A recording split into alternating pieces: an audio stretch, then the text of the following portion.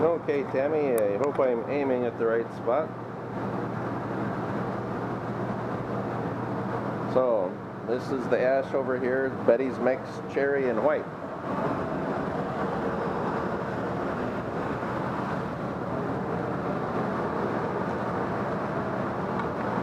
So that's where the molten glass is. 63 degrees right now.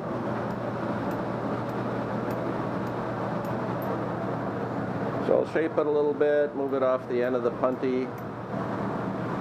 Okay, now as a reminder, the punty is a solid rod, whereas the blowpipe is like a big straw. Then it's about 2300 degrees in the glory hole. After shaping it, it cools. It's quite a bit cooler than it is when it comes out of the furnace.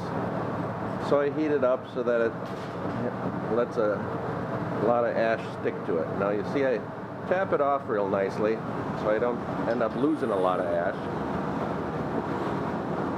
Then I'll heat it up again.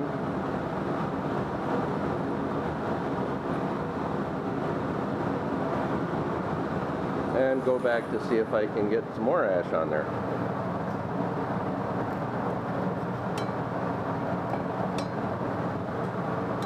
And right in this area I'll press it on a little bit. You see a little bit is coming off, so tap it again.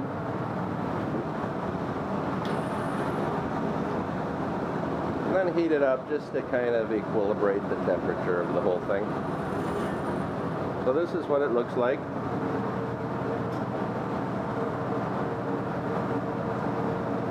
So before I get more clear glass on there, I need to let it cool a little bit, just to make sure it's stiff enough to support the weight of that next layer.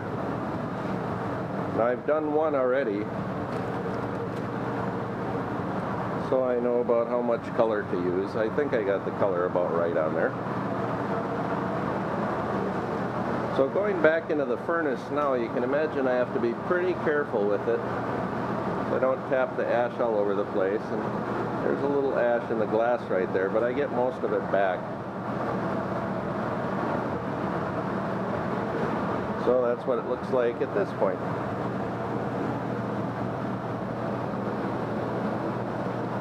So I'll shape it, I'll twist it, just to get the ash moving around in there. And then I'll get the colors on a couple of sides. Well, Betty's Mix on a couple of sides anyway. The cherry and the white, well, the white is going to look real, it's going to really stand out on there. So that's about all the white I want. But I'll heat that up a little more to get some more cherry on there. I know the camera adjusts so that you can't really see what's going on in there. But you can see how the colors have changed from heating up a little.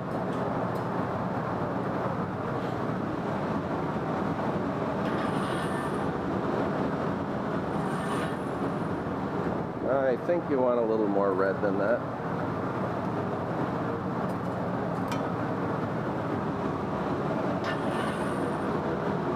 I'm afraid of getting too much color on there though.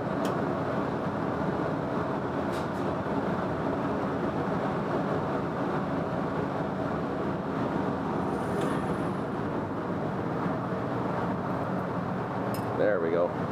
Just a few more specks of the red and that ought to do it. Now I'm just going to get it really soft. Then I'll start twisting it. Now while it's heating up, I'll give it a little orientation. Of course, that's the furnace where the clear glass is. That's the marvering table. This is the glory hole where I reheat the glass. Then over there is the kiln that I use to anneal the glass in. Annealing it is just essentially cooling it slowly enough to keep it from cracking. So I'm going to put that twist in it. Now what I like to do with this spiral pattern is leave it kind of three-dimensional instead of smoothing it out. You see how there's the ripples in there.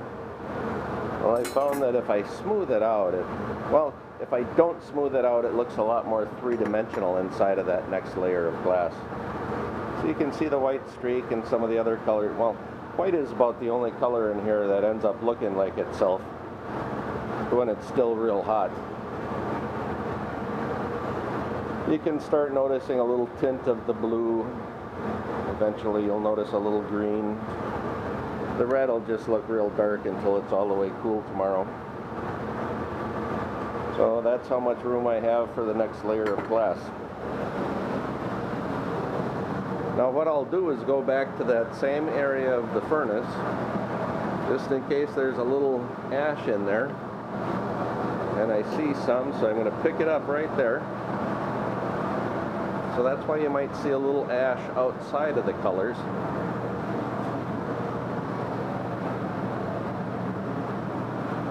Now don't worry about it getting in other people's work later on if it's still in the furnace, because what it does, it just settles toward the bottom.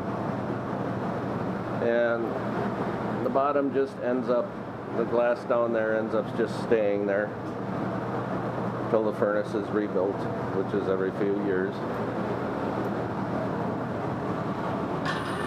I never dig quite far enough to the bottom to get all that old stuff out.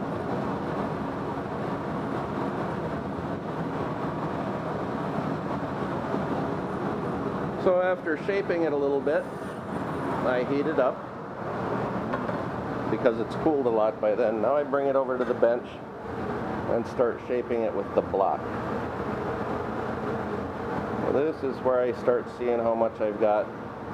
And if you noticed, the punty goes up to about here, and the line from the block goes up to about there. So I'm going to pull the whole thing off the punty a little bit. So I want to end up with that full 3 inches of diameter, and I'll never be able to break it off the punty if the punty is extending into the orb.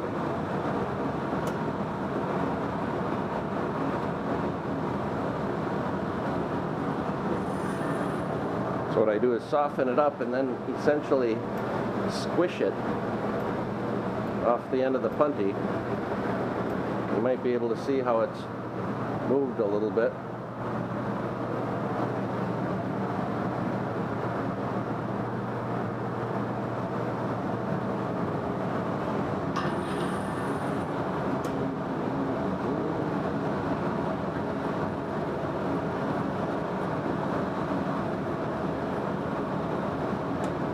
Now when we get back to the bench, you'll see it more close up again and see how there's actually a space now between the colors and the end of the punty, which is just what we want. You see that? That's just about perfect. So now I keep rotating it while I block it. And see, the edge of the block is cutting into the glass right exactly at the end of the punty.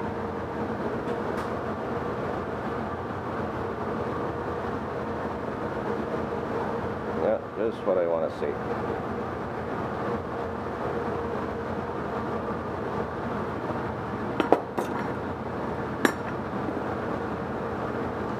Then we use the jacks to put a little more of an indentation right there. That'll assure us a little more that it's going to break right there, break off.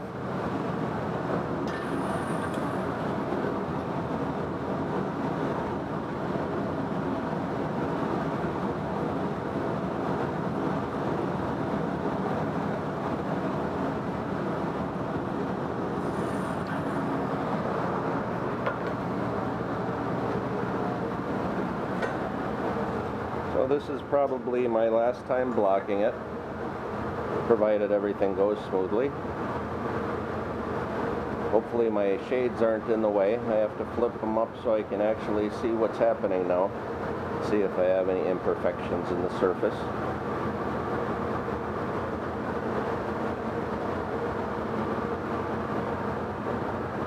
I have to keep the block moving around on the piece so I don't put any grooves into the glass.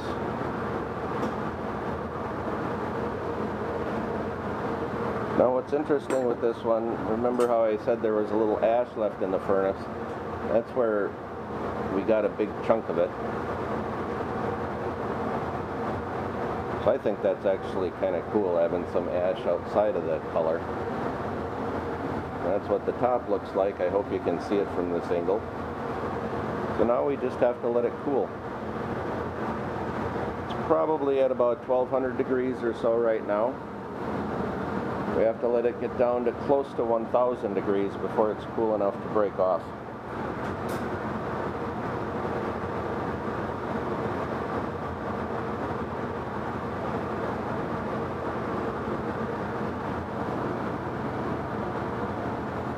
Oh, and one thing to mention, this is one of my steel blocks. I use steel blocks for the orbs because they never change their shape, being steel. These are all wooden blocks in here, which are nice because the wood just naturally slides over glass real easily, but they change their shape as they burn out. Now you can see the specks of something inside of there. That's powdered cork that I have to use so the steel is able to slide over the glass. It would just screech a lot if I didn't have that powdered cork in there. So now I need to check the temperature. 1030, 1040 around in there. So I guess just right on that.